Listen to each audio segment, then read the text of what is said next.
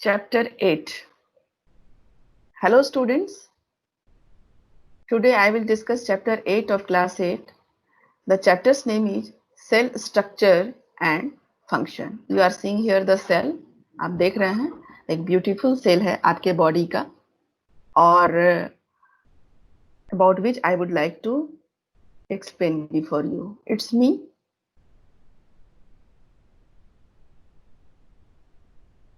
Now, introduction. आपके NCERT में जो sentence है according to which I would like to proceed. So, you have already learned that things around us, हम लोग सभी के around में बहुत सारे things होते हैं, either living or non-living. So, you have already learned that things around us either living or non-living. Further, you may recall that all living organisms carry out certain basic function. वो बहुत सारे काम करते हैं, बहुत सारी activities करते हैं. तो I have listed those activities in this way.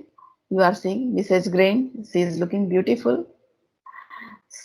She used to do movement, M for movement, R for respiration, S for sensitivity, G for growth, R for reproduction, E for excretion and N for nutrition. अगर आपसे कोई भी पूछे तो एक बार में आप इतनी बात बता सकते हो. वैसे आप जानते भी हो, बहुत पहले आप इसको पढ़ चुके हो, बहुत लोअर सेक्शन में आपने पढ़ा होगा इसको. Okay, here I am proceeding.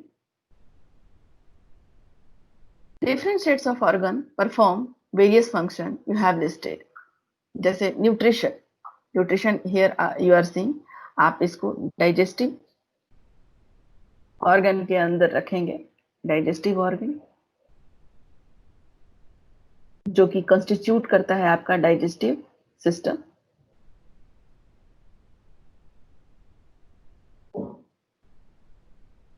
बहुत सिंपल है, आप समझते होंगे. डाइजेस्टिव सिस्टम कई सारे डाइजेस्टिव ऑर्गन से मिलकर बना हुआ है. सो different sets of organ perform the various function you have listed. In this chapter, you shall learn about the basic structural unit of an organ, which is the cell. अब देखो cell आता है. Cell के बारे में आगे बढ़ने से पहले थोड़ा सा मैं आपको एक्सप्लेन करना चाहती हूँ कि जैसे आप ये एक ब्रिक देख रहे हो, ये एक ब्रिक है और एक ब्रिक से आपका पूरा हाउस बना हुआ है. उसी तरह से एक सेल से, चाहे वो किसी भी शेप का हो, एक सेल से आइदर प्लांट और एनिमल बनाते हैं. एक सेल एक सेल एक सेल, इस तरह से कई सेल मिल जाएंगे और प्लांट्स और एनिमल्स बनाएंगे. सो सेल्स में be compare to bricks. Bricks are assembled to make building. Similarly, cells are assembled to make the body of every organ. Okay? Next. आप देखिए ये ब्यूटीफुल हाउस है और वो ब्रिक्स से बना हुआ है. उसी तरह से cell makeup living thing. Okay. Discovery of cell, इसका एक स्टोरी है. पहले 1661 में सिंपल एक मैग्नीफाइंग ग्लास का डिस्कवरी हुआ था. तो क्यूरियोसिटी के अकॉर्डिंग लोग वहां पे उसको ऑब्जर्व करते थे उस मैग्नीफाइंग ग्लास से चीजों को. कभी कुछ ले आया, कभी लीफ ले आया. तो इस तरह से वो चीजों को मैग्नीफाई करके वो for the sake of fun वो देखा करते थे. इसी तरह से हालांकि रॉबर्ट हुक तो साइंटिस्ट थे, उन्होंने भी ये काम किया. 1665 में ही ऑब्जर्व स्लाइसेस ऑफ कॉक under a simple magnifying device. मैं दिखाना चाहती हूँ पहले कॉक क्या है और सिंपल मैग्नीफाइंग डिवाइस क्या है आपका. तो ये आपका कॉक है, ठीक है. और ये कॉक सेल को इसी माइक्रोस्कोप, ये सिंपल माइक्रोस्कोप है जो मैग्नीफाई करता था. बहुत 1665 में ये रॉबर्ट हुक ने इसको डिस्कवर किया. तो यहाँ पे Robert Hooke in 1665 examined thin sections of bottle cork under a crude microscope, found hexagonal boxes. आप hexagonal समझते हैं, hexagonal boxes or chambers packed together like a honeycomb. उन्होंने कैसा डिस्कवर किया? हनीकॉम को discover, honeycomb like structure discover किया. तो it is simple slice of कॉक जो कि माइक्रोस्कोप के नीचे रखा हुआ है, आप देखेंगे यहाँ पे है ना. और ये जो स्ट्रक्चर उन्होंने जो देखा वो लाइक हनीकॉम था, उसको उन्होंने वर्ड्स दिया, पिक्चर दिया और उसका नाम दिया सेल. सेल क्या होता था ना, उस जगह पे मॉन्क जो पूजा करते थे तो उसके कई रूम बटे हुए थे, कई रूम होते थे, कई रूम के जो वॉल्स जो बने होते थे और उसके बीच का जगह वो एम्प्टी होता था, खाली होता था और वॉल से वो लोग सेपरेटेड होते थे. उसको वो लोग शेला कहा करते थे, cella. That's why the word come from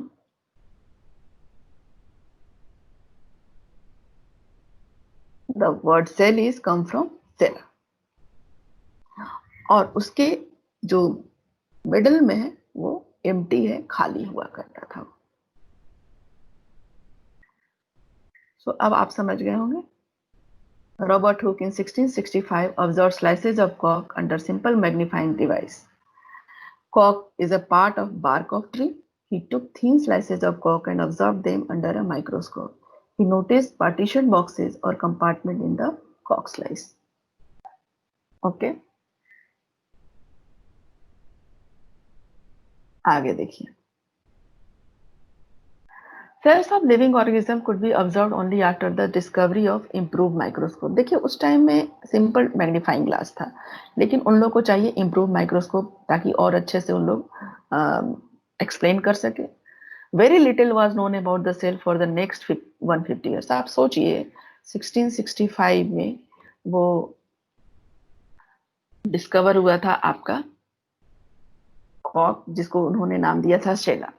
और 150 इयर्स डार्क टाइम रहा जिसमें कि वो बाकी डिस्कवर नहीं हो पाया. धीरे धीरे कुछ कुछ बीच में होता रहा और ये 1850 उस टाइम तक जाके रॉबर्ट हुक का ऑब्जर्वेशन एज इट इज था almost. Today we know a lot about cell structure and its function because improved microscope having high magnification. Magnification high होने के कारण हम लोगों ने उसको फाइंड आउट किया. तो देखिए सिंपल माइक्रोस्कोप जो था वो इम्प्रूव्ड हुआ और ये इसका आईपीस है. आप लेबोरेटरी में इस माइक्रोस्कोप को देखिएगा, आईपीस है, ये एडजस्ट करते हैं उसको ऊपर नीचे. फाइन एडजस्टमेंट ट्रू है ये ऑब्जेक्टिव पीस है, नोज पीस.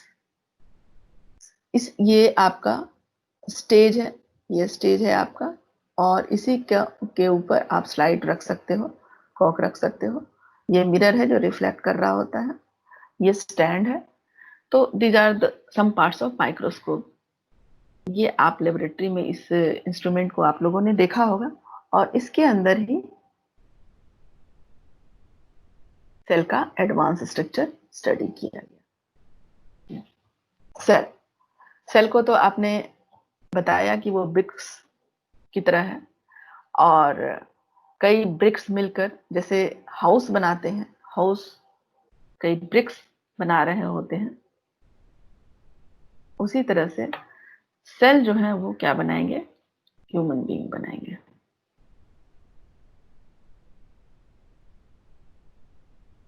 आप देखिएगा both bricks in building and cells in the living organism are basic structural units. Brick क्या है? बेसिक स्ट्रक्चरल यूनिट है.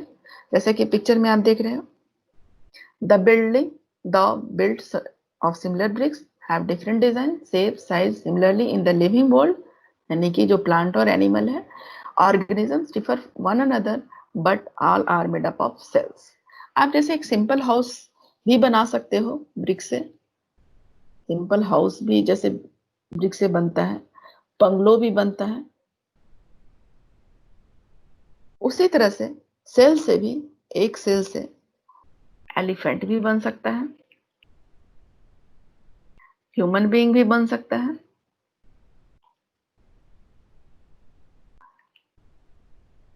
ऑर्गेनिज्म वेरियसली बन सकते हैं, कई सेल मिला देंगे तो वो बनेंगे.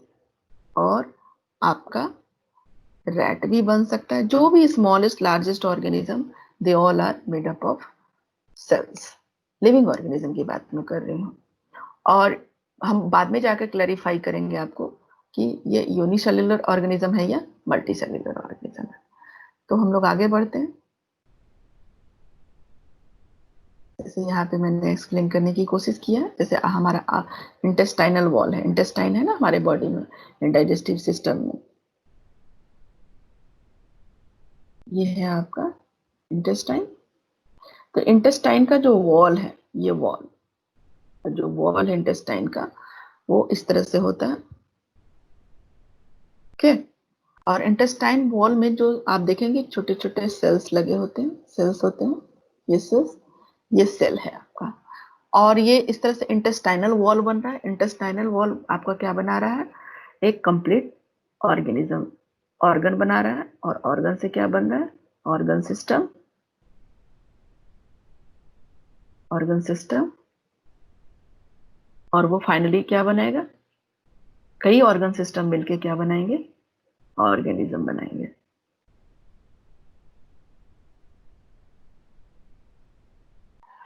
ओके, आगे बढ़ते हैं बेटा। देखिए यहां मैं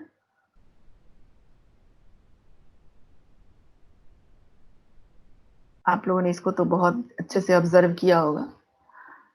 ये आपका हेंस एग है और ये भी एक सेल है, बात बिल्कुल ध्यान रखिएगा। ये एक सेल है जो कि अपरेंटली हम लोग देखते हैं, देख सकते हैं।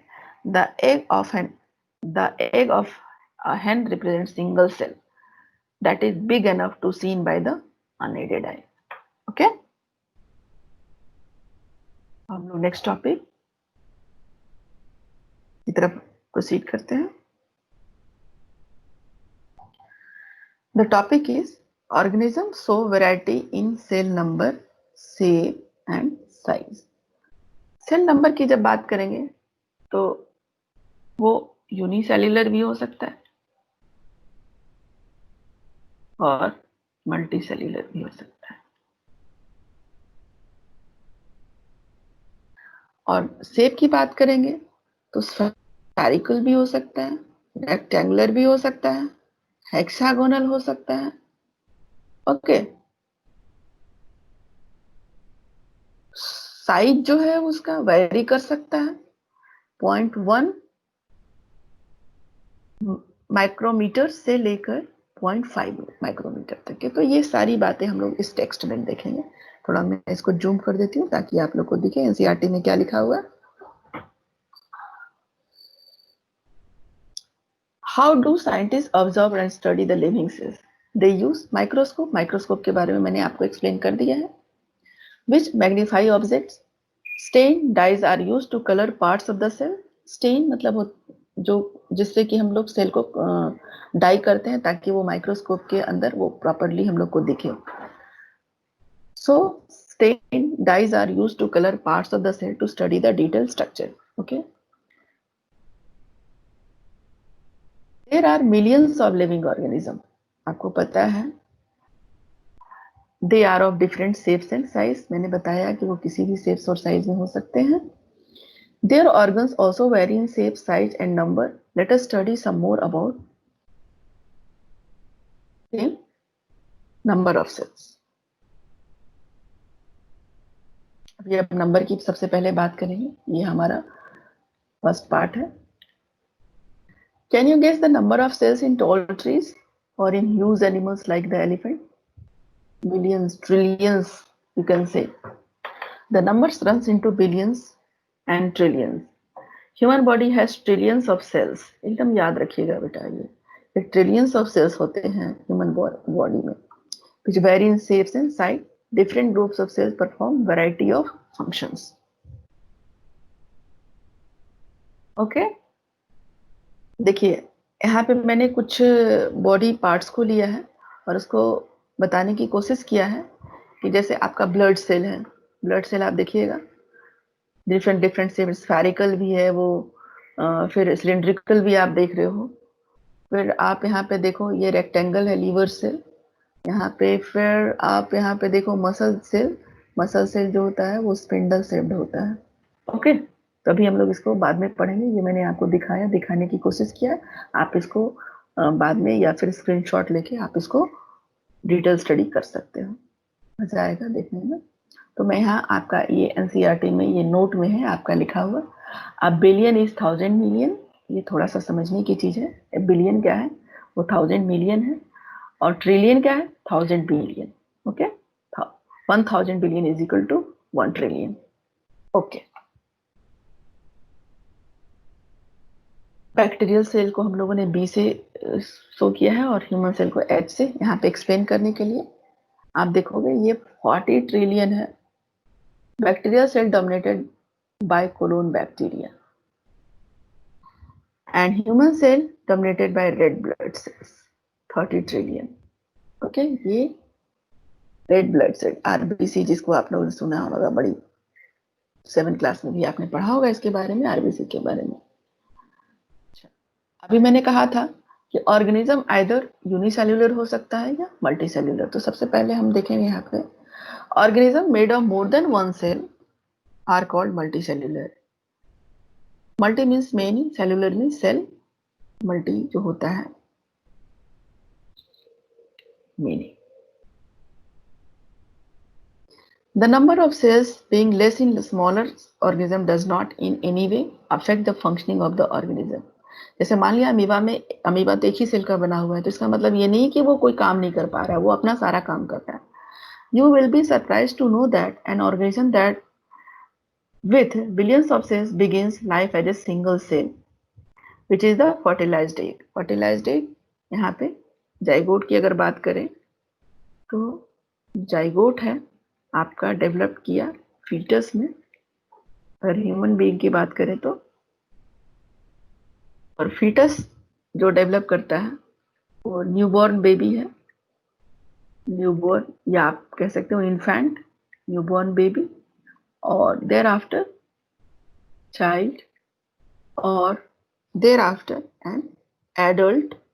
तो आप देख सकते हो कि जो लाइफ शुरू होती है वो एक सिंगल सेल से शुरू होती है, single cell, that is egg, जो कि फर्टिलाइज्ड होता है, फर्टिलाइज्ड एग। तो द सेम थिंग आप your NCERT is telling you, you will be surprise to know that an organism with billions of cells, जो हमारे बॉडी में बिलियंस ऑफ सेल्स हो गए हैं, वो अपना लाइफ बिगिन करता है सिंगल सेल से, which is the fertilised egg. The fertilised egg cell multiplies and number of cells increases as development proceed. जैसे जैसे डेवलपमेंट होता है, आप देखिएगा इंसेक्ट भी है, मल्टी सेल्यूलर है, ये ह्यूमन बॉडी है, मल्टी सेल्यूलर है, प्लांट बॉडी मल्टी सेल्यूलर है। तो examples of multicellular organism was those. अब आप देखिए, look at figure 8.3 A and B. सबसे पहले मैं आपको फिगर ही दिखाना चाहती हूँ, आप फिगर देख लीजिए। 8.3 आपके एनसीईआरटी में, this is amoeba and this is paramecium, slipper shape structure. ये आपके जो आप स्लीपर पहनते हो ना पैर में, उसी के शेप का स्ट्रक्चर है ये, इसको स्लीपर सेल स्ट्रक्चर कहते हैं। तो आपने पिक्चर ऑब्जर्व कर ली। Now we will be seeing both organisms are made up of single cell. दोनों ही सिंगल सेल का बना हुआ है। अभी तो मल्टी सेलुलर हमने देख लिया, बट ये दोनों ही सिंगल सेल बने हुए हैं। The single cell organism are called unicellular. उसको हम लोग यूनिसेल्युलर करते हैं, uni means one. A single-celled organism perform all the necessary function that multicellular organism perform. जैसे मल्टीसेल्युलर, जैसे हम ह्यूमन बीइंग जैसे अपना सारा काम करते हैं, उसी तरह से यूनिसेल्युलर ऑर्गेनिज्म भी अपना सारा काम करता है। उससे कोई फर्क नहीं पड़ता कि उसका बॉडी यूनिसेल्युलर है। So a single celled organism like amoeba captures and digest food, यानी डाइजेस्टिव सिस्टम है उसके पास, रिस्पायर यानी रेस्पिरेटरी सिस्टम, रेस्पिरेशन सिस्टम भी है उसके पास, एक्सक्रीटरी सिस्टम भी है, grows and reproduce. Similar functions in multicellular organism are carried out by groups of specialized cell forming different tissue in turn form organ। अभी मैं इसको एक्सप्लेन करती हूँ आपको। तो यहाँ पे आपने देख लिया कि अमीबा और पैरामीशियम आपके एग्जाम्पल्स आप दे सकते हो। अगर आपसे पूछे कि यूनिसेल्युलर ऑर्गेनिज्म और मल्टीसेल्युलर ऑर्गेनिज्म के कुछ एग्जाम्पल दीजिए, तो आप यूनिसेल्युलर के दे दीजिएगा, अमीबा एंड पैरामीशियम, और मल्टीसेल्युलर के तो आपके पास बहुत सारे हैं, डॉग, कैट, व्हाटएवर। एक्टिविटी है बेटा, आप देखिए एक्टिविटी पहले देख लीजिए कि उससे हम लोग बच नहीं सकते हैं। हम टीचर्स के बारे में कहा हुआ है, द टीचर में show a permanent slide of amoeba and paramecium. आप समझते हो कि स्लाइड क्या है? परमानेंट स्लाइड या तो मार्केट में वो मिलता है, शॉप से जाके हम लोग माइक्रोस्कोप के अंडर वो देखते हैं, या आपके सीनियर क्लास के बच्चे यानी 12th वगैरह के 11th 12th के बच्चे वो स्लाइड तैयार करते हैं। और ये आपका ग्लास है और ये आपका कवर स्लिप आपने देखा होगा आपने लेबोरेटरी में। और ये जो स्ट्रक्चर आप देख रहे हो ये इसी को इनलार्ज करके यहाँ पे देखा होगा। मान लिया आपने अमीबा का परमानेंट स्लाइड देखा या पैरामीशियम का परमानेंट स्लाइड देखा। So the teacher may show a permanent slide of amoeba and paramecium under a microscope. Alternatively, the teacher can collect pond water. Pond water में या कहीं भी मिलेगा आपको।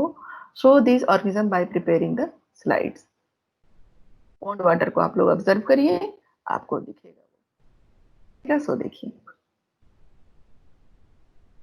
ये सबसे पहले तो मैं आपको दिखाना चाहती हूँ, ये सेल है, ये यूनिसेल्युलर है। आपको पता है ये यूनिसेल्युलर है। मैं इसी के यूनिसेल्युलर, मल्टीसेल्युलर की बात हम लोग नहीं कर रहे हैं। ये यूनिसेल्युलर है और इसका ये न्यूक्लियस है। और ये क्या, इसका आउटर कवरिंग क्या होना चाहिए? प्लाज्मा मेम्ब्रेन होना चाहिए।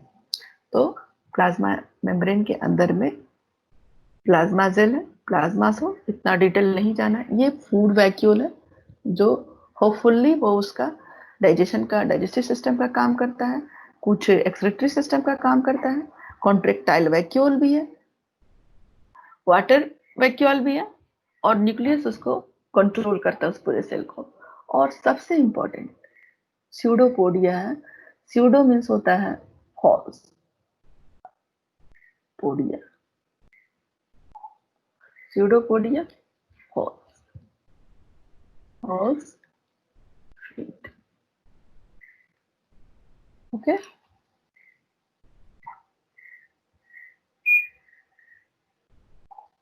Now so structure of amoeba seen under microscope.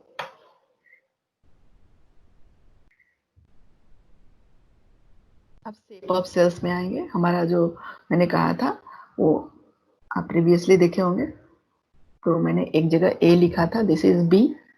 आप देखिए ये स्फेरिकल इन शेप है, ये स्पेंडल शेप्ड है, ये स्फेरिकल, ये आपका स्पेंडल शेप,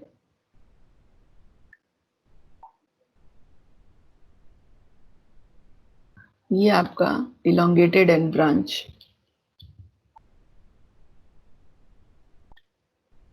एंड ब्रांच्ड। तो आपने ऑब्जर्व किया ये आपका रेक्टेंगुलर ऑलमोस्ट,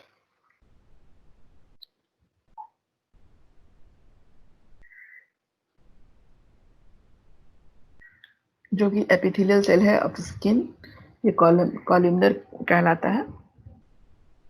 ये आपका बोन सेल है ऑलमोस्ट हेक्सागोनल, हेक्सागोनल। ओके, ये स्पर्म सेल है, flagellated, flagellated sperm cell.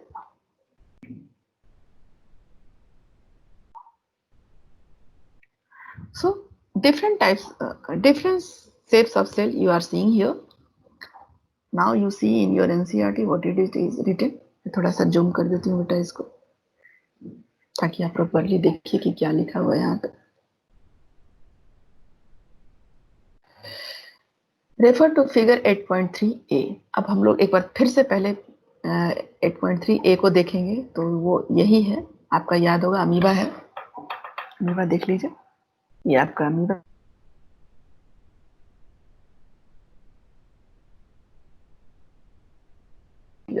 You may say that the shape appears irregular। यहाँ वो क्या है? वो irregular है,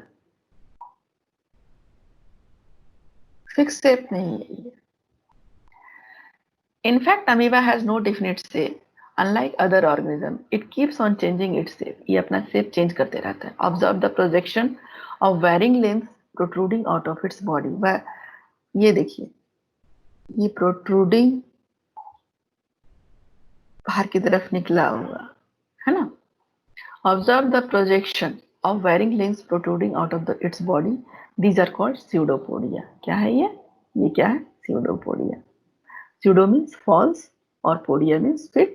As you learned in class 7, these projections appear and disappear as amoeba moves or feeds. जब वो move करता है या feed करता है. आपको याद होगा कि हम लोगों ने वहां पे पढ़ा था क्लास 7 में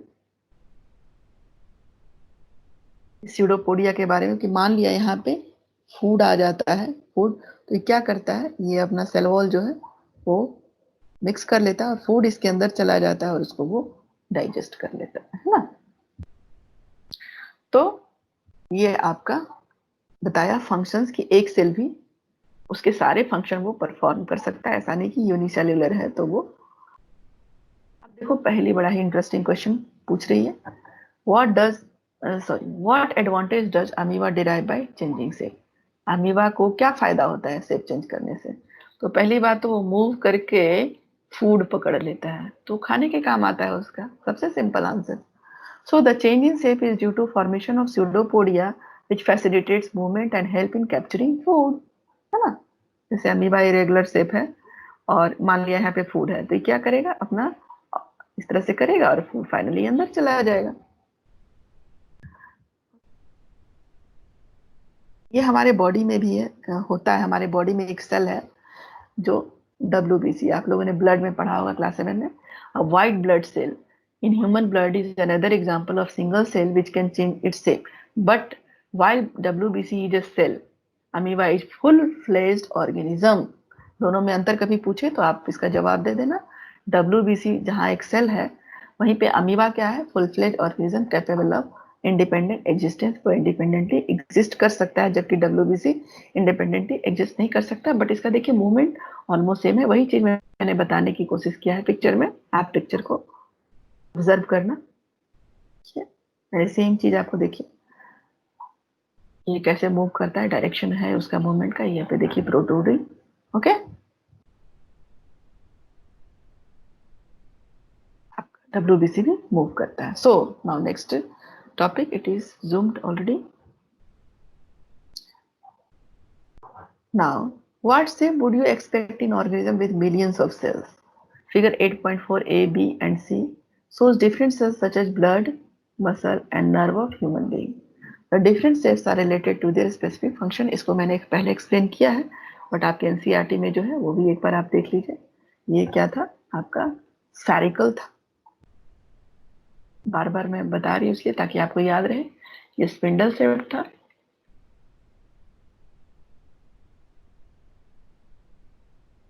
और ये इलोंगेटेड एंड ब्रांच्ड न्यूरॉन का है, elongated and branch, long branch nerve cell. ये नर्व सेल है आपका, एकदम बिल्कुल याद रखिएगा, नर्व सेल। फिगर में कभी कभी आइडेंटिफिकेशन आपसे पूछता है कि किस चीज का पिक्चर है।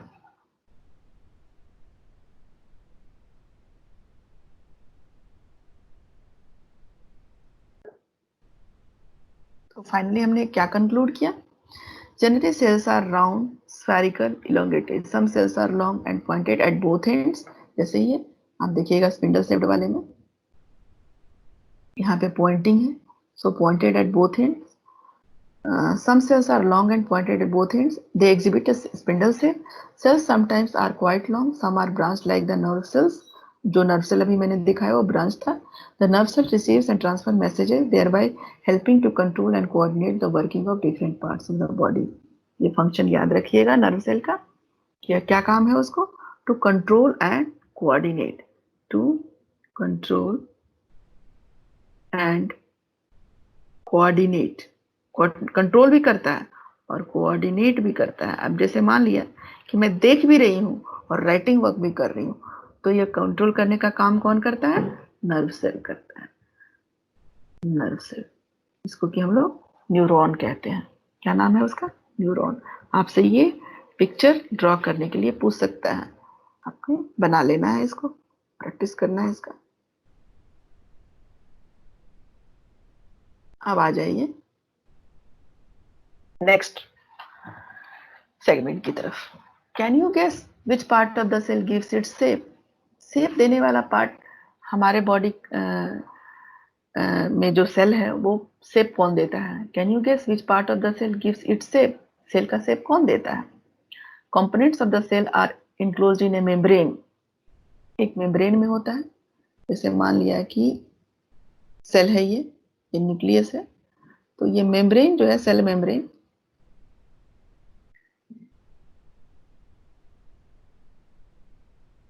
वो उसको सेक देता है।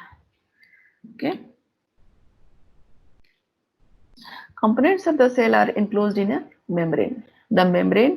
This membrane provides shapes to the cells of plant and animals. Cell wall is an additional covering over the cell membrane in plant cell.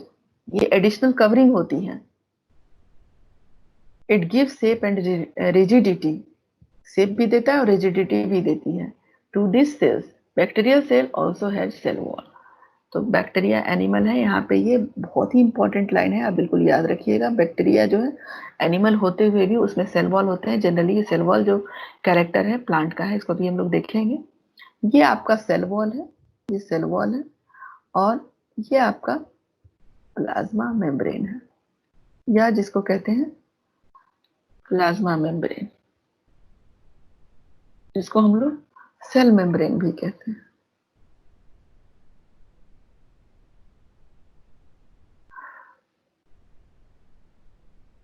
आगे देखिएगा,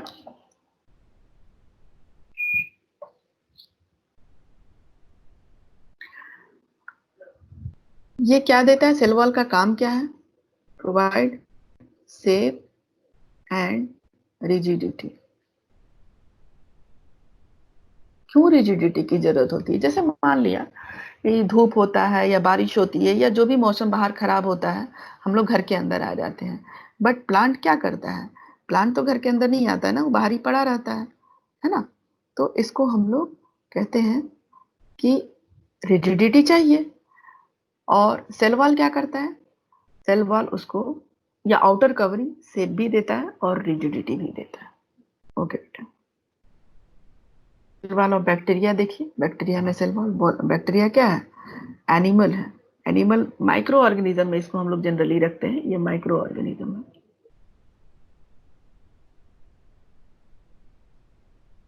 लेकिन इसमें भी सेल वॉल होता है इवन दो, क्योंकि सेल वॉल स्पेशल कैरेक्टर है plant का, ये बात भी आप याद रखिएगा। ओके,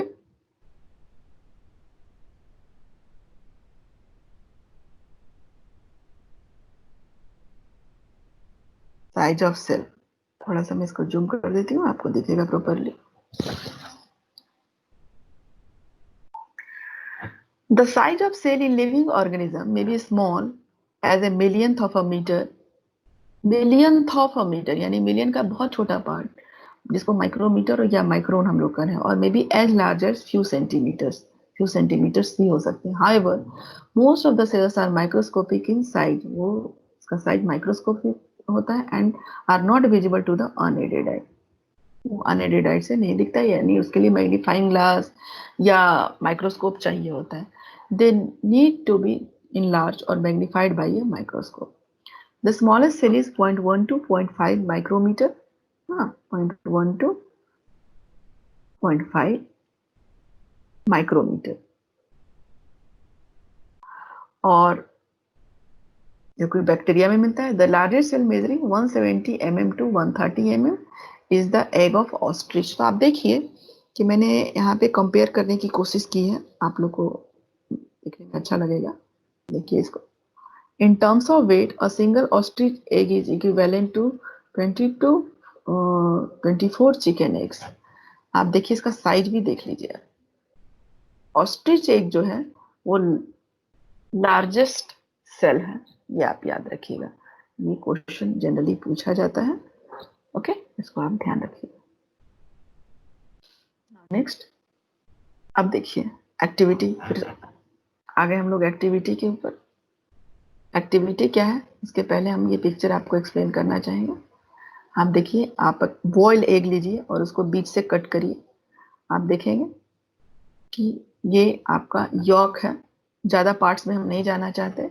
ये आपका यॉक है, ये सेल है, और ये वाइट पार्ट है।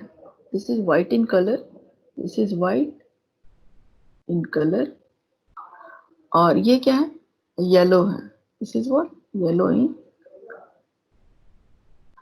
तो ये व्हाइट पार्ट जो है, जिसको कि हम लोग क्या कह रहे हैं, एल्ब्यूमिन, ये क्या है, प्रोटीन है। This is protein part. Albumin protein है, इसलिए आपसे कहा जाता है कि आप एक अंडा एटलीस्ट डेली खाइए। और ये क्या, फैट है। ओके, बाकी जरूरत नहीं है, क्या लिखा हुआ है आपके एनसीईआरटी में एक बार देख लीजिए। बॉयल हैंड से रिमूव द सेल, उसका जो आउटर कवरिंग है उसको रिमूव कर दीजिए। What do you observe, a white material surround the yellow part. White material is albumin which solidifies on boiling. Boil करने के बाद वो सॉलिड हो जाता है, ये प्रोटीन का नेचर होता है जनरली, एडवांस प्रोटीन का। The yellow part is your, it is part of single cell, ये सिंगल सेल है, याद रखिएगा। You can observe this single cell without any magnifying glass, इसमें मैग्नीफाइंग ग्लास की जरूरत नहीं पड़ती है इसको आइडेंटिफाई करने के लिए। अच्छा, एक और क्यूरियोसिटी वाली क्वेश्चन है, वो जनरली आपके माइंड में भी आता होगा। Are the cells in an elephant larger than the cells in a rat? क्या वो बड़ा होता है एलिफेंट पे सेल रैट से? तो ऐसा नहीं है, सेल का साइज जो है वो ऑलमोस्ट सेम रहता है, नंबर डिफर करता है, ऐसा कुछ नहीं होता है। ऐसा भी नहीं है कि बैक्टीरिया में कम सेल होते हैं, ऐसा भी कुछ नहीं है। तो यहाँ पे हम लोग जो साइज की बात कर रहे थे उसको पहले देख लें। आप देखिए, बड़ा मजा आ रहा है, दोनों एलिफेंट का साइज इतना बिग साइज है, ह्यूज साइज है, और ये टिनी साइज का है, स्मॉल साइज का है। तो साइज ऑफ सेल को देखेंगे, size of the cell, the size of the cell has no relation with the size of the body, no relation. Size of body आपका कुछ भी है, उससे कोई फर्क नहीं पड़ता। So body of the plant and animal, it is not necessary that the cells in the elephant be much bigger than those in rat. The size of the cell is related to its function. Okay. For example, nerve cell both in elephant and rat are long and branched. दोनों में वही shape है, size है, long and branched है। They perform the same function that of transferring message. Okay,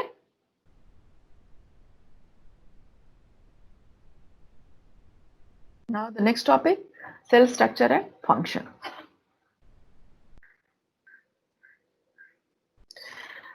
cell structure and function को समझने के लिए पहले हम लोगों को उसका बेसिक समझना पड़ेगा। You have learned that each living organism has many organs. You have studied in class 7 about the digestive organ, which together constitute the digestive system. Each organ in the system perform different functions such as digestion, assimilation, and absorption.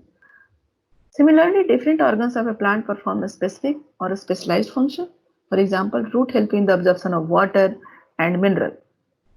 Leaves, as you can learn in class 7, are responsible for synthesis of food, जो कि photosynthesis process है, आपको याद होगा, ये leaf करता है आपका।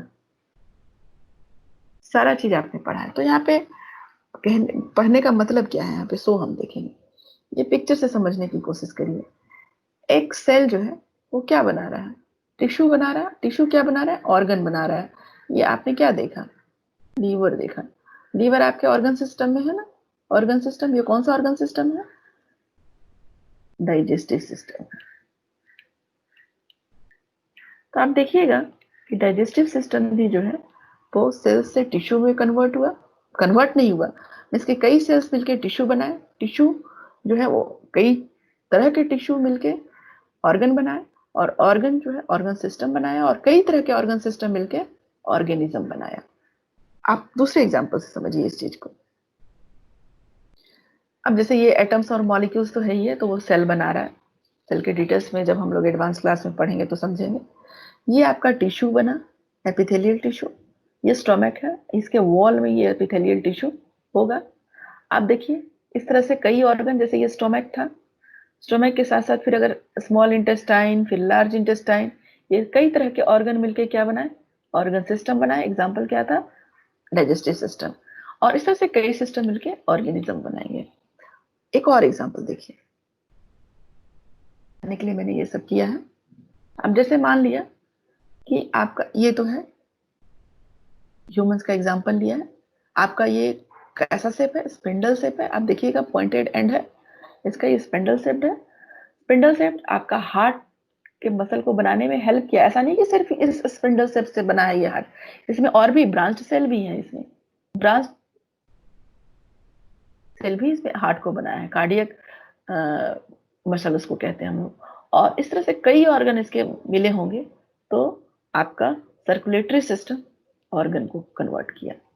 उसी तरह से प्लांट में है एक सेल जो कि ये रूट हेयर है, आप देखिए ये रूट हेयर, ये टिश्यू बनाया, टिश्यू से क्या बना, इसका ऑर्गन बना, कौन क्या है ये ऑर्गन, रूट है। और रूट क्या बनाया, रूट जैसे कई ऑर्गन मिलके क्या बना दिए, ऑर्गेनिज्म बना दिए। तो ये अब तक के ये कंसेप्ट आपके सामने क्लियर हो चुका होगा। सो each organ is further made up of smaller parts called tissue. A tissue is a group of similar cells performing specific function. तो टिश्यू क्या है, टिश्यू जो है वो सेल से मिलने के बाद बना है, आप देखिए cell is converting into tissue, tissue in organ, tissue जो है वो ऑर्गन सिस्टम में गया, ऑर्गन जो ऑर्गन सिस्टम में गया, और वो ऑर्गेनिज्म में गया। थोड़ा सा मैं इसको टिश्यू को फिर से एक बार एक्सप्लेन कर देती हूँ। A group of cells which are similar in structure and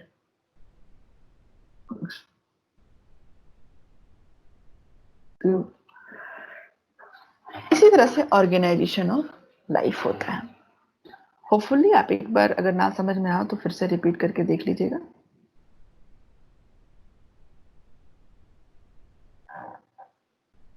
अच्छा, एक क्वेश्चन है, क्वेश्चन नहीं कह सकते, नोट है।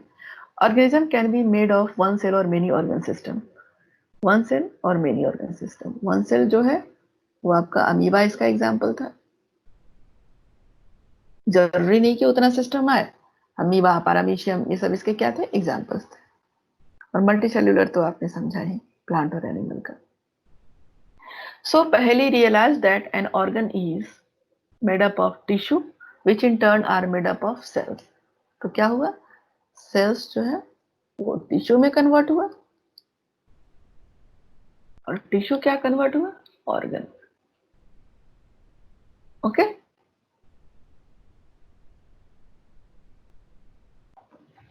Now parts of cell, cell के पार्ट्स के बारे में हम लोग जानेंगे। तो सेल ऑर्गेनेलिज हेडिंग के अंडर में इसको स्टडी करेंगे। ऑर्गेनेलिज हम लोग सेल के ऑर्गन को कहते हैं, ऑर्गन ऑफ सेल। ओके, तो इस चीज को याद रखिएगा, इसको ऑर्गेनेलिज कहा जाता है। तो इसमें बहुत सारे ऑर्गेनेलिज आप देख रहे होंगे, जैसे ये आपका मैं कैपिटल लेटर सिंगल में लिख रही हूँ, ये आपका न्यूक्लियस है, ये आपका माइटोकॉन्ड्रिया है, ये आपका सॉरी इंडोप्लाज्मिक रेटिकुलम है, और ये आपका गोल्जी एपरेटस है, ये आपका वैक्यूल है।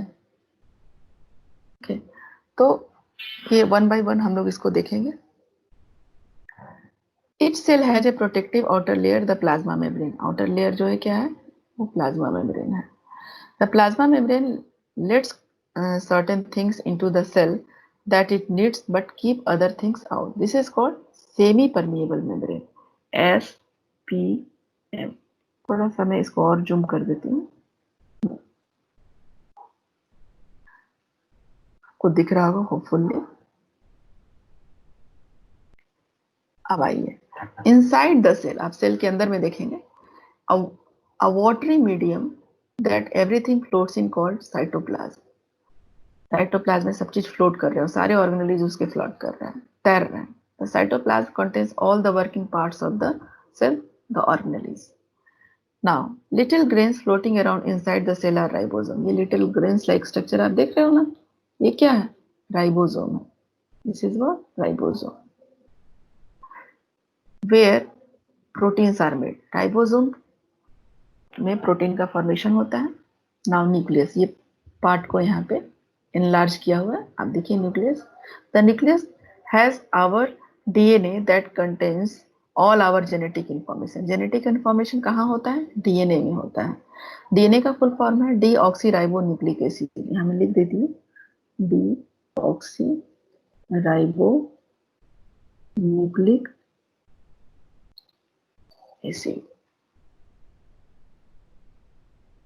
Okay, the DNA is found on a structure in the nucleus called chromosome. Then there are 23 pairs, जो कि 46 नंबर हुआ of chromosome in each nucleus of each cell. ये ह्यूमन बीइंग की बात हो रही है। अगर ह्यूमन बीइंग की बात करें तो हमारे बॉडी में कितना है? हर सेल में 46 क्रोमोसोम है। अब है न्यूक्लियस के बारे में। The nucleus is surrounded by nuclear membrane. आप देखिए ये न्यूक्लियर मेम्ब्रेन है। मैं इन सब का इनलार्ज स्टडी आगे रखा है बेटा, विच controls what goes in and out. Okay, अब ये है, आप देखिएगा इंडोप्लाज्मिक रेटिकुलम। सेल में आपका इंडोप्लाज्मिक रेटिकुलम मैंने यहाँ दिखाया था। ये इंडोप्लाज्मिक दो तरह के हैं। इसमें आप देखिएगा डॉट है, ये हो गया आपका रफ ईयर, और ये है आपका smooth year. Okay, so rough endoplasmic reticulum is a series of folded membrane pathways spotted with ribosomes. इसमें राइबोसोम होता है। Together the ribosomes and the rough ER make new proteins and new membranes that the cell needs. आगे देखिएगा, smooth endoplasmic reticulum has no ribosomes on it. इसमें ribosome नहीं है, इसलिए इसको स्मूथ कहा गया है। And forms containers called transport vesicles that are used to move things around the cell, around inside the cell. Golgi apparatus, ये आपको थैले की तरह काम करता है, सामान को अंदर और बाहर करना है सेल से, इसका काम है। Golgi apparatus are made up of saccules that packages up things to be transported. अभी मैंने वही कहा कि जैसे मान लिया ये सेल है और दूसरे सेल में सामान पहुंचाना है, तो कौन पहुंचाएगा? ये गोल्जी एपरेटस पहुंचाएगा। या उस बाहर से सामान अंदर लाना है, कौन लाएगा? ये लाएगा, Golgi apparatus. Okay, so Golgi apparatus का काम है transportation between cell, inside cell, around the cell, और that need to leave the cell। बाहर जाना हो या अंदर आना हो तो गोल्जी एपरेटस हेल्प करता है। जैसे हार्मोन को भी लाने ले जाने का काम गोल्जी एपरेटस करता है। लाइसोसोम क्या है? लाइसोसोम क्या है? सुसाइडल बैग है, are vesicles that have digestive enzymes inside them and break down the things that the cells does not need. They also kill bacteria that invades the body. vacuole, vacuoles are membrane large large membranous sacs for storing things. ये generally इसमें store किया जाता है things को, जैसे protein, fat. Vesicles are smaller sacs. Vacuole जो है वो बड़ा सैक है और ये वेसिकल स्मॉलर सैक है। माइटोकॉन्ड्रिया को थोड़ा मैं इनलार्ज ऐसे कर देती हूँ, ये ऐसे स्ट्रक्चर, तो पिक्चर प्रोमिनेंट नहीं दिख रहा है तो मैं इसको इनलार्ज करी हूँ। माइटोकॉन्ड्रिया क्या है? Double membranous structure. आप एक मेम्ब्रेन यहाँ और दूसरा मेम्ब्रेन यहाँ आप देख रहे हो, double membrane that folds on itself forming little finger like projection called cristae। इसको हम लोग क्रिस्टी कहते हैं। थोड़ा बहुत जान लेना चाहिए क्योंकि कभी कभी कम्पिटिटिव एग्जाम भी आप देते हो तो ये सब चीज जान के रख सकते हो। Inside is a gel-like matrix with enzyme that break down sugars to make ATP, which is used by the cell as energy. These very important organelles contain their own DNA and ribosomes, reproduce by division and can even produce some of their own protein. तो आप देखोगे कि mitochondria में क्या होता है actually, यहाँ पे जो आप ग्लूकोज खाने के टाइम में यूज करते हो, सिंपलेस्ट फॉर्म ऑफ कार्बोहाइड्रेट है, ऑक्सीजन के साथ कंबाइन करता है और क्या प्रोड्यूस करता है? CO2 plus H2 plus energy. और एनर्जी जो क्या है? एनर्जी आपका एनर्जी करेंसी के फॉर्म में, एनर्जी करेंसी के फॉर्म में वो स्टोर रहता है, सॉरी, करेंसी के फॉर्म में स्टोर रहता है in the form of ATP, जिसको कि हम लोग एडिनोसिन ट्राइफॉस्फेट कहते हैं। Adenosine triphosphate. फॉस्फेट।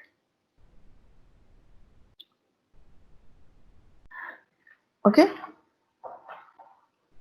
तो ये कहाँ स्टोर होता है? माइटोकॉन्ड्रिया में। और माइटो इसीलिए हम लोग इसको क्या कहते हैं? Power house of the cell.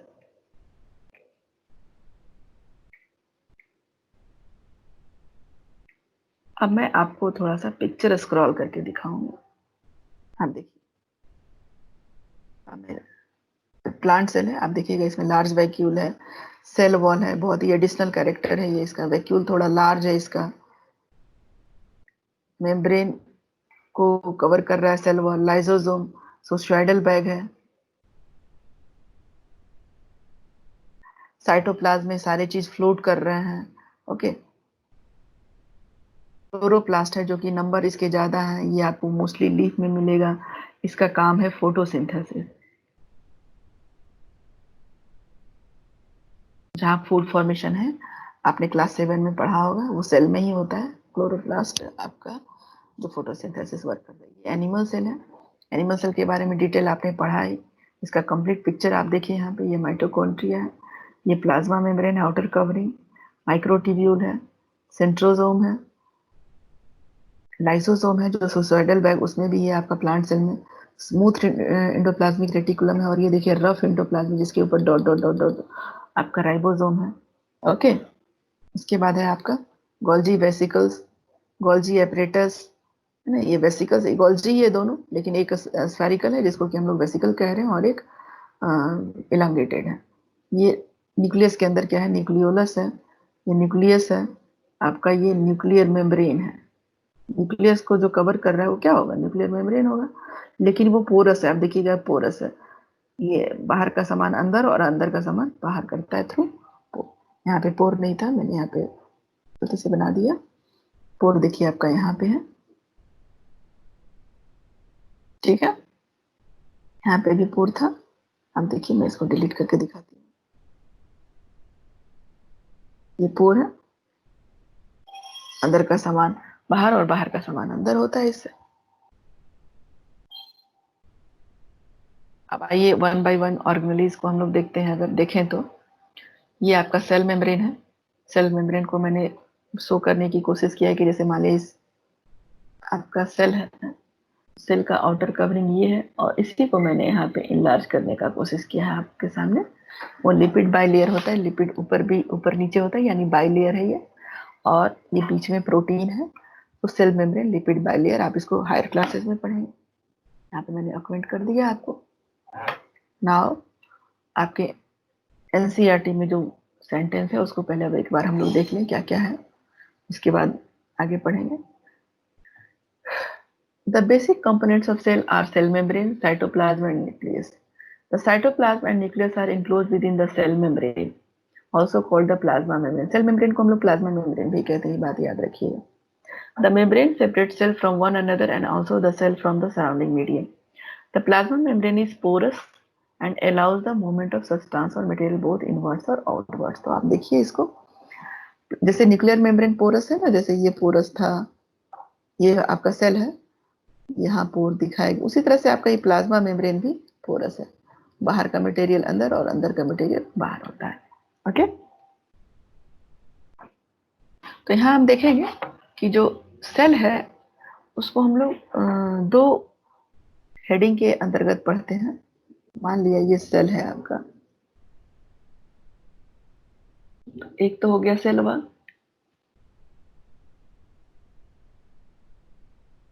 और एंड प्लाज्मा मेम्ब्रेन, जिसको कि हम लोग सेल मेम्ब्रेन भी कह रहे हैं, प्लाज्मा मेम्ब्रेन।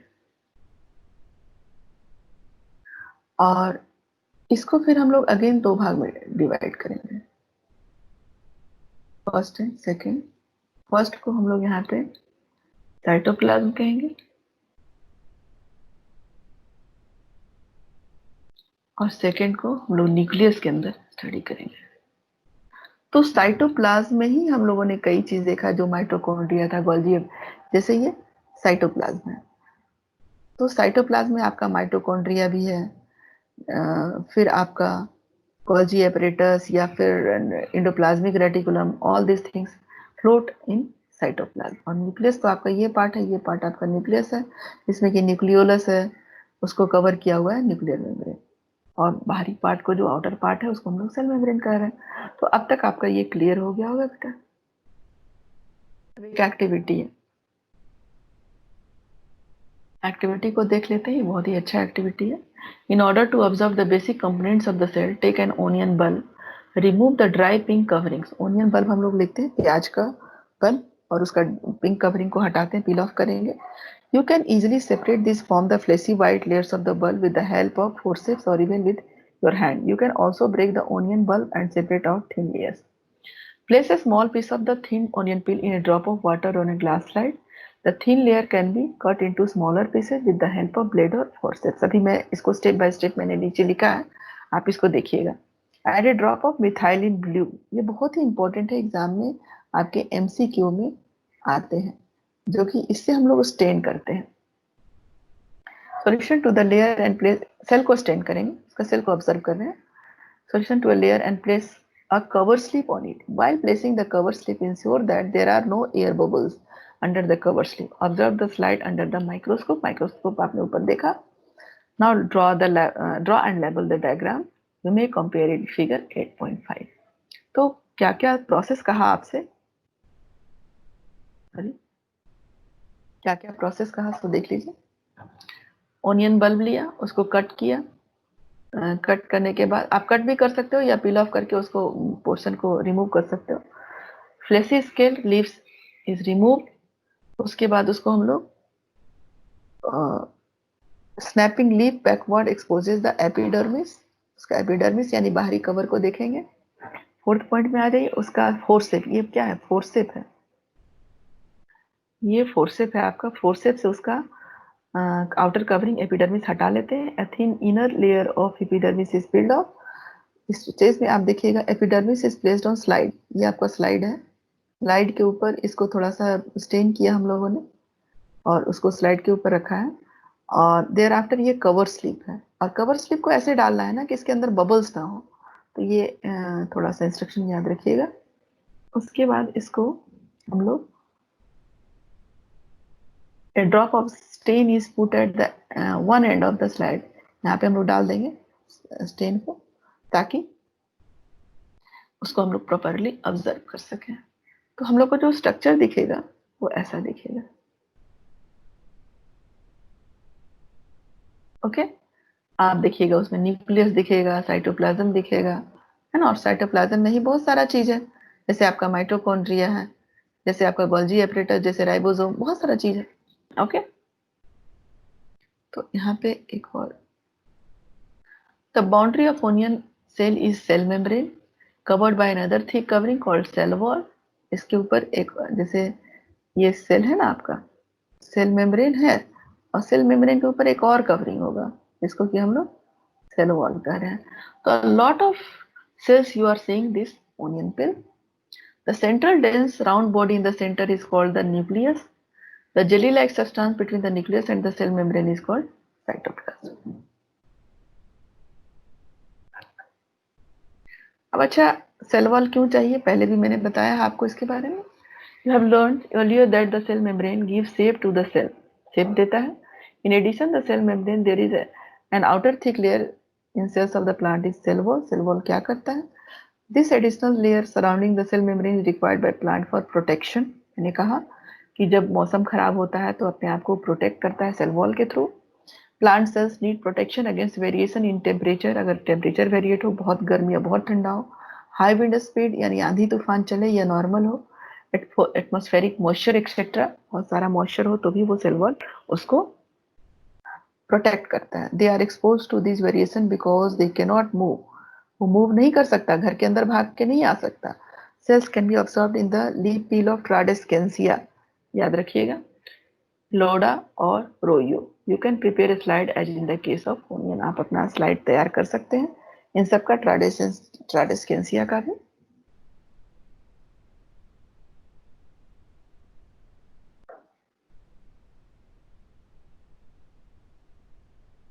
आप देखिए,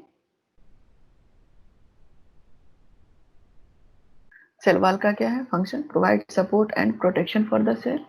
structure lies outside the cell membrane, ये सेल मेम्ब्रेन के बाहर रहेगा, एकदम ध्यान रखिएगा। Found in plants, algae, fungi, many bacteria, सब में होता है ये। Not in animals but bacteria जो है इसका एक्सेप्शनल केस है, नॉट फाउंड इन एनिमल्स है, बहुत याद रखिएगा इस चीज को। सो पहली आंख बूझो if you can also observe animal cell. Now activity 8.4, take a clean toothpick और a matchstick with the tip broken, ऐसा नहीं कि आप फास्फोरस वाला एंड ले लीजिए। Scrape inside of your cheek without hurting it, आपको स्क्रैप करना है चिक के inside. Place it in a drop of water on a glass slide, add a drop of iodine and place a cover slip over it. cover slip आपको बताया मैंने क्या है वो। Alternatively, add 1 to 2 drops of methylene blue solution. Observe it under the microscope. You may notice several cells in the scrap material. You can identify the cell membrane, the cytoplasm, and the nucleus. The cell wall is absent in animal cell. ये line आप याद रखिएगा, animal cell में cell wall नहीं होता है। बाकी देखिए ये प्रोसेस है आपका, एक टूथपिक से इसको स्क्रैप करके ग्लास स्लाइड पे डाल दिया गया और उसके ऊपर कवर स्लिप, फिर मिथाइलिन ब्लू सॉल्यूशन को कवर स्लिप के एज पे वो डाला गया है और देर आफ्टर उसको कॉटन से एक्स्ट्रा मटेरियल को हटा लिया गया है। Draw the stain under by touching lens paper to the opposite side of the cover slip. और उसके बाद आप जब ऑब्जर्व करेंगे तो आपको ऐसा स्ट्रक्चर दिखेगा ह्यूमन चिक से, जिसमें कि आपको सेल वॉल नजर नहीं आएगा। आपको देखिए न्यूक्लियस नजर आया, ये क्या है? न्यूक्लियस है। और ये क्या है आपको? साइटोप्लाज्म। और न्यूक्लियस का आउटर कवरिंग न्यूक्लियर मेम्ब्रेन और सेल का आउटर कवरिंग सेल मेम्ब्रेन, और इन दोनों के बीच की जगह पे क्या है? साइटोप्लाज्म। तो ये डिफरेंट सेल्स हैं of human cheek cell. Cytoplasm, cytoplasm के बारे में बता दें, it is the jelly like substance present between the cell membrane and the nucleus. Various other components और organelles of cells are present in the cytoplasm, जो कई बार मैं बता चुकी हूँ आपको इस चैप्टर में। These are mitochondria, Golgi bodies, ribosome, etc. I will learn about them in later classes, जो कि आपको NCERT बता रहा है। ये सेल मेम्ब्रेन है, ये न्यूक्लियस है, साइटोप्लाज्म में बहुत सारा ऑर्गेनेल्स फ्लोट कर रहा है।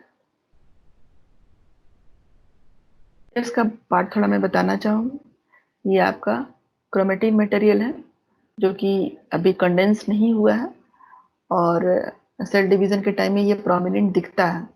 और ये आपका न्यूक्लियर मेम्ब्रेन है, nuclear membrane, this is nuclear membrane. और ये पार्ट्स आप देख रहे हो, न्यूक्लियर पोर है वो, देखिए बिल्कुल प्रोमिनेंट दिख रहा है आपको न्यूक्लियर पोर। और इसके अंदर क्या है? न्यूक्लियोलस है, दिस इज व्हाट? न्यूक्लियोलस। एकदम स्पेलिंग में डिफरेंस है, आप देख लीजिएगा, ये न्यूक्लियस है और ये nucleolus.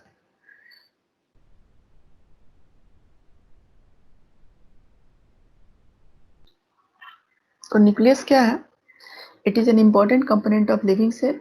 It is generally spherical and located in the centre of the cell, centre में होता है खासतौर से एनिमल सेल में। It can be stained and seen easily with the help of microscope. Nucleus is separated from the cytoplasm by a membrane called the nuclear membrane. This membrane is porous and allow the movement of material between the cytoplasm and the inside of the nucleus. So ये आपका क्या लिखा था देखिए, nuclear pore आपको prominently यहाँ पे मैंने शो किया है। ओके, और इसी का जो आउटर कवरिंग है न्यूक्लियर मेम्ब्रेन का, उसी का एक्सटेंशन है आपका endoplasmic reticulum. With a microscope of higher magnification, we can see a smaller spherical body in the nucleus. It is called the nucleolus. अभी मैंने बताया था आपको कि न्यूक्लियोलस जो है सेल के अंदर न्यूक्लियस होता है, न्यूक्लियस के अंदर न्यूक्लियोलस होता है। This is nucleolus. In addition, nucleus contain thread-like structure called chromosome. जैसे मान लिया ये आपका सेल है, सेल के अंदर न्यूक्लियस है और न्यूक्लियस के अंदर क्रोमोसोम, ठीक है। सेल है, सेल के अंदर न्यूक्लियस और न्यूक्लियस के अंदर क्रोमोसोम, इसको इनलार्ज किया हुआ। ये डीएनए है, डीएनए के ऊपर जीन है। तो जीन वर्ड आपको एक थोड़ा सा बताया आपके एनसीईआरटी में। This carry genes and help in inheritance or transfer of character from the parents to the offspring. Parents आप समझते हैं, और offspring यानी child. The chromosomes can be seen only when the cell divides. Chromosome को हम लोग तभी देख सकते हैं जब सेल डिवाइड होता है. सेल डिवाइड होता है माइटोसिस और मियोसिस प्रोसेस के थ्रू. जैसे ये सेल है आपका, तो एक से दो सेल बनेंगे, तो ये माइटोसिस हुआ. ये आपका सोमैटिक सेल में हुआ. लेकिन मियोसिस में क्या होता है कि एक सेल से आपके 4 सेल्स बनेंगे, 1 2, और फिर अगेन ये डिवाइड होगा.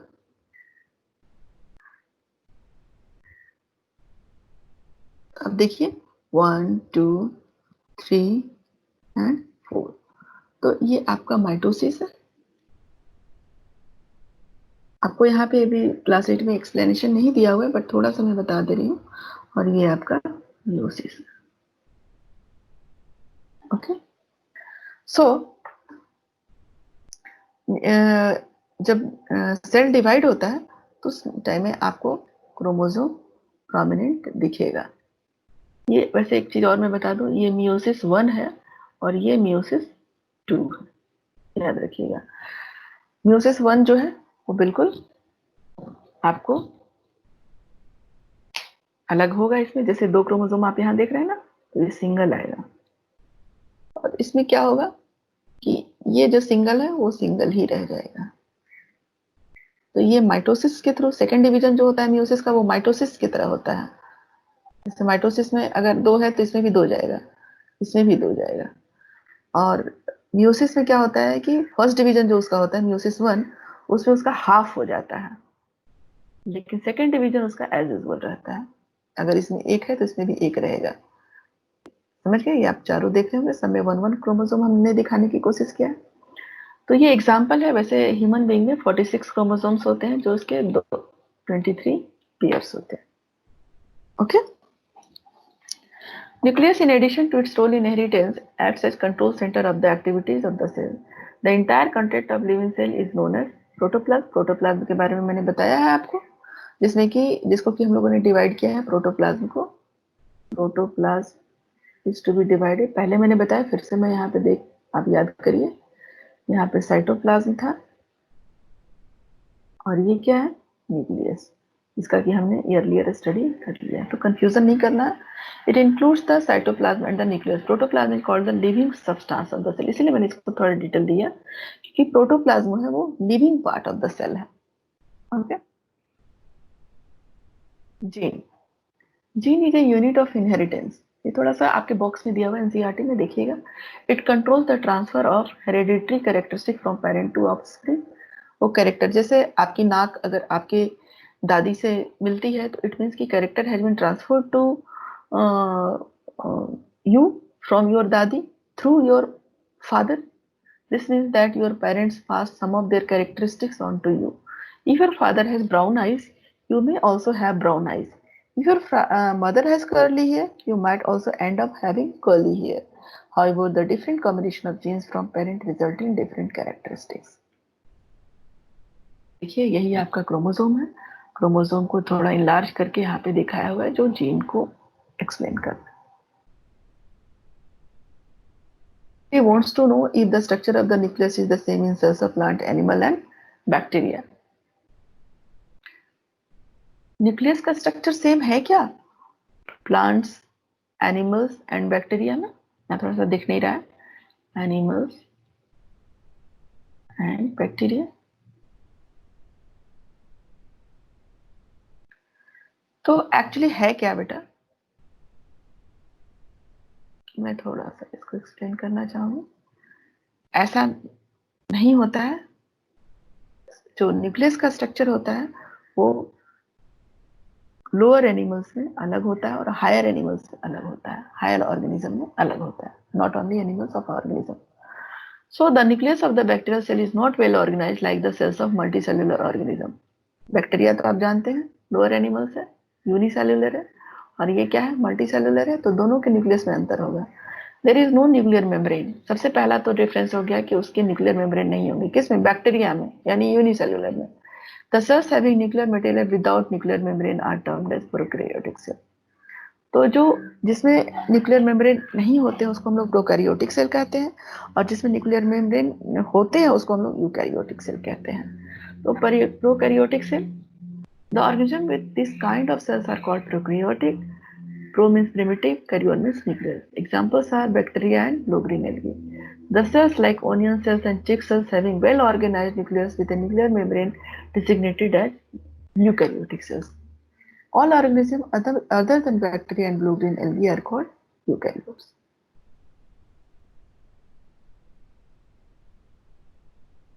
अब आप देखिए, ये बैक्टीरिया है, बैक्टीरिया का न्यूक्लियस है, और ये मल्टी सेलुलर, कोई भी आप ले लीजिए, मल्टी सेलुलर न्यूक्लियस। न्यूक्लियस की बात हो रही है, अभी हम न्यूक्लियस की चर्चा करेंगे। सेल के अंदर है पर हम न्यूक्लियस की बात करेंगे। एक को मैंने कहा प्रोकैरियोटिक, वो प्रिमिटिव टाइप होता है, प्रो मीन्स प्रोकैरियोटिक, और एक होता है यूकैरियोटिक।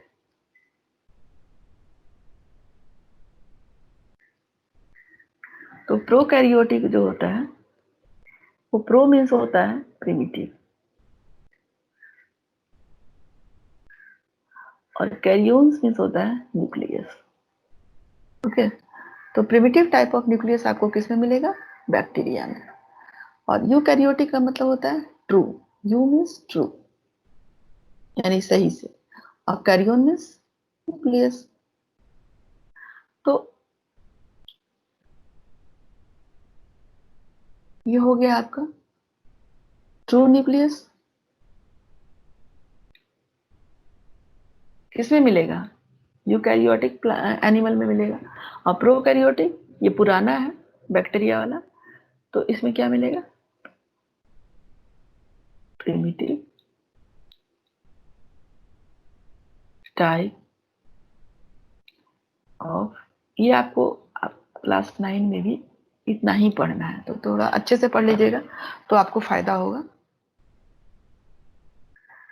आप देखिए कि न्यूक्लियर मेम्ब्रेन इसके चारों तरफ नहीं है, आप देखिएगा, ऑब्जर्व करिए इसको, और इसके चारों तरफ आप देख रहे होंगे न्यूक्लियर मेम्ब्रेन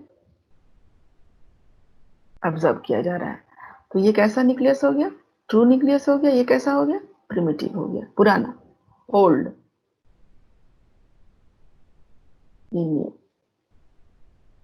ये एडवांस एनिमल में ये मिलेगा।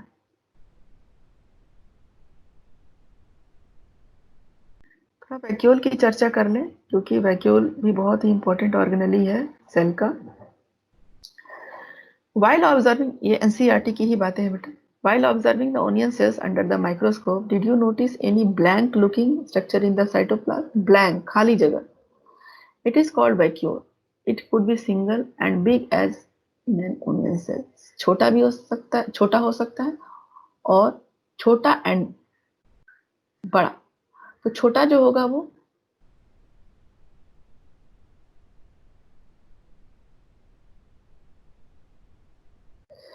अब हम लोग थोड़ा सा वैक्यूल के बारे में देखें। Organelles vacuole. While observing the onion cell under the microscope, did you notice any blank-looking structure in the cytoplasm?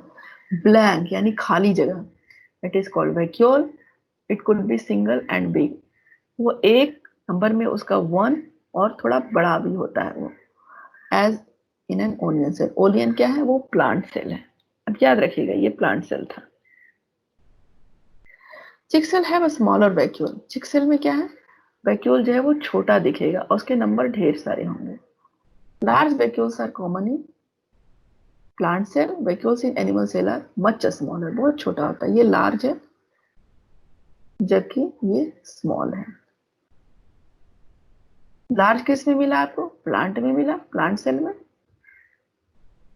और स्मॉल किस में मिला? Animal cell.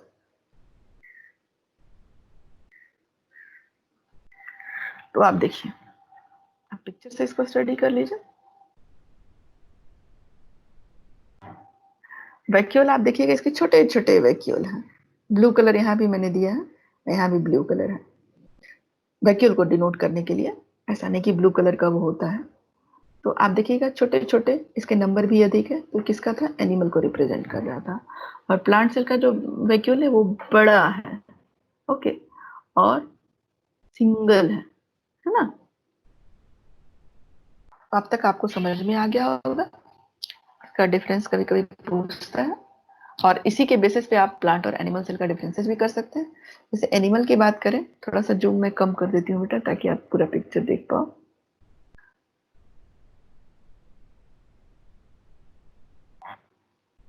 Several small vacuoles used for storage can contain nutrients, water to or waste. ये vacuoles है। और इसमें क्या है? One large vacuole, one used to store food, water and push against the cell wall. ये cell wall की तरफ pushed रहता है, cell wall की तरफ रहता है। Keeps the plant rigid. ये plant को rigid रखता है। इसका ये रोल है, इसलिए ये थोड़ा बड़ा भी होता है। तो आप इसका टेक्स्ट क्या है, इसको स्क्रीनशॉट ले लीजिएगा। ठीक है, अब मैं आगे बढ़ती हूँ। ट्राडेस्केंसिया का ये लीफ मैंने दिखाने की कोशिश किया था आपको। ट्राडेस्केंसिया वर्ड, ट्राडेस वर्ड जो है वो यूज किया हुआ है एनसीईआरटी में बहुत बार, तो आप इसको देख लीजिए क्यों यूज किया हुआ। Might have noticed several small colored bodies in the cytoplasm of the cells of Tradescantia leaf। तो आप Tradescantia leaf को पील आउट करके उसके सेल को माइक्रोस्कोप के अंदर ऑब्जर्व कर सकते हो अपने लेबोरेटरी में।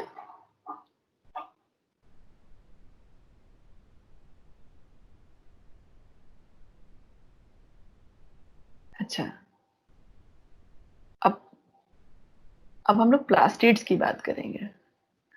दे are of different colours. Okay, आप देखिए, ये है आपका chloroplast, chromoplast and leucoplast. Chloroplast जो है वो ग्रीन इन कलर है। क्रोमोप्लास्ट जो होता है वो कलरफुल होता है, बहुत सारे कलर्स में मिलता है, इसलिए ये फ्लावर में भी मिलेगा आपको और फ्रूट में भी मिलेगा। ग्रीन कलर आपको स्पेशली मिलेगा आपको लीफ में, वो लीफ में दिखेगा। Content chlorophyll green pigment that observe sunlight and do photosynthesis. तो कहाँ होता है? वो लीफ में ही होता है। Okay, and produce and store glucose. तो ये काम किसका है? क्लोरोप्लास्ट का। क्रोमोप्लास्ट कहाँ में मिलेगा आपको? फ्लावर एंड फ्रूट में। और ल्यूकोप्लास्ट आपका जनरली रूट में मिलता है। Content no pigment use to store starch. Starch को ये स्टोर करता है। ओके, जिन कभी कभी मिलता है। आप इसके बारे में थोड़ा सा एनसीईआरटी में क्या डिटेल है देख लीजिए। Some of them contain green pigments called chlorophyll. Green colored plastids are called chloroplasts. They provide green color to the leaves. You may recall that chlorophyll in the chloroplast of leaf is essential for photosynthesis. ये तो आपको पता है। देखिए, ये आपका chloroplast का मैंने दिखाने की कोशिश किया इन लार्ज फॉर्म में।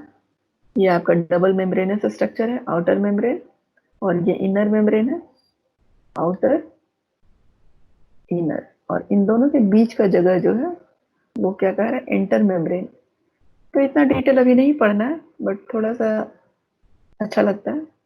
ये ग्रेनम है, थाइलेक्वाइड, और ये जो लिपिड फ्लो है वो आपका स्ट्रोमा। स्ट्रोमा, स्ट्रोमा, ये फ्लूइड लिक्विड जो है, फ्लूइड, वो आपका स्ट्रोमा। आगे बढ़ते हैं बेटा। सेल के अंदर ये मिलता है, ये चीज मत रख ध्यान सोचिएगा कि ये सेल है, ये सेल के अंदर मिलता है। और वो क्या था? क्लोरोप्लास्ट था। तो अब आपका लास्ट सेगमेंट है आपके चैप्टर का, comparison of plant and animal cell. आप इतने सारे ऑर्गेनेलीज आपने देखे प्लांट और एनिमल्स के, तो उसके बेसिस पे आप इसको इजीली डिफरेंशिएट कर सकते हैं। If you recall activities 8.3 and 8.4, you should be able to compare plant and animal cell. Observe the plant and animal cell carefully. आप सेल को ऑब्जर्व करेंगे तभी आप समझ जाएंगे कि क्या डिफरेंस है। जैसे आप देख रहे हैं ये रेक्टेंगुलर शेप है ना? और animal cell generally spherical in shape होता है। So let us tabulate the similarities and distinguishes feature of plant and animal cell. Only a few features are mentioned, you may add some more. तो आप देखिए, cell membrane plant cell में अगर आता है तो प्रेजेंट है, एनिमल सेल में भी मिलेगा। सेल वाले प्लांट सेल में मिलेगा लेकिन इसमें तो नहीं मिलेगा। न्यूक्लियस दोनों में मिलेगा, है ना। न्यूक्लियर मेम्ब्रेन दोनों में मिलेगा, साइटोप्लाज्म दोनों में मिलेगा, प्लास्टिड इसमें मिलेगा, प्लास्टिड इसमें नहीं मिलेगा, वैक्यूल दोनों में मिलेगा। लेकिन एक और डिफरेंस है दोनों का, वो क्या, वैक्यूल इसमें क्या होता है, इसमें वैक्यूल लार्ज होता है और इसमें क्या होता है, स्मॉल होता है। आप सिमिलैरिटी और डिफरेंस इसी बेसिस पे कर सकते हो, इस तरह से। मैंने भी कुछ टिक मार्क लिया है, आप इस टिक मार्क से ऑब्जर्व कर सकते हो। Have plastid, chloroplast, don't have plastid, plastid नहीं होता है ना, इसमें क्लोरोप्लास्ट नहीं होता ना। हैव अ सेल वॉल, इसमें सेल वॉल नहीं होता है। Have a large central vacuole, इसमें स्मॉल सेंट्रल वैक्यूल होता है, और वो टेम्परेरी होता है, ऑलमोस्ट इसमें परमानेंट होता है। हैव प्लाज्मोडेस्माटा, क्योंकि वो सेल वॉल होता है तो सेल वॉल में प्लाज्मोडेस्माटा मिलता है, इसमें प्लाज्मोडेस्माटा नहीं मिलता है। तो प्लाज्मोडेस्माटा के बारे में कभी कभी पूछता है, कभी जैसे आप ओलंपियाड वगैरह देंगे तो उसमें ये दिखेगा। डोंट हैव सेंट्रियोल्स, सेंट्रियोल्स इसमें नहीं मिलेगा, इसमें मिलेगा। ये स्पेशल कैरेक्टर है एनिमल का, जो कि सेल डिवीजन में हेल्प करता है। क्योंकि सेल डिवीजन इस चैप्टर में पढ़ना नहीं है आपको, थोड़ा सा मैंने बताया है, लेकिन ये कभी कभी मैंने देखा है क्वेश्चन में कि ये आता है। Don't have cholesterol in cell membrane, have cholesterol in cell membrane. Store excess glucose as a starch, ये store excess glucose as glycogen. Generally have fixed और रेगुलर शेप, आपको मालूम है इसका जनरली फिक्स शेप होता है, और generally have an amorphous shape. So this was all about the chapter cell structure and function, जो कि आप इसको फिगरेटिव कंपेयर करके भी दिखाया हुआ है। देखिए ये लार्ज वैक्यूल है, सेंट्रली लोकेटेड, इधर वैक्यूल स्मॉल होगा, सेल मेम्ब्रेन तो दोनों में होगा, दोनों इसलिए दिखाया हुआ है। सेल वॉल एक में मिलेगा और एक में नहीं होगा, ये देखिए रिजिड सेल वॉल दिखाया हुआ है, ओके। और ये पोर्शन जो है, जो प्लांट में स्पेशल कैरेक्टर है वो मिलता है, और जो कॉमन कैरेक्टर है जैसे न्यूक्लियस, आपका साइटोप्लाज्म, सेल मेम्ब्रेन, माइटोकॉन्ड्रिया, ये आपका कॉमन कैरेक्टर है जो दोनों में ही मिल रहा है। तो इस तरह से भी आप, अगर आपसे एग्जाम में पूछे कि diagrammatically represent differentiate between plant cell and animal cell, तो आप इसको लिख के आंसर कर दीजिएगा, ठीक है। तो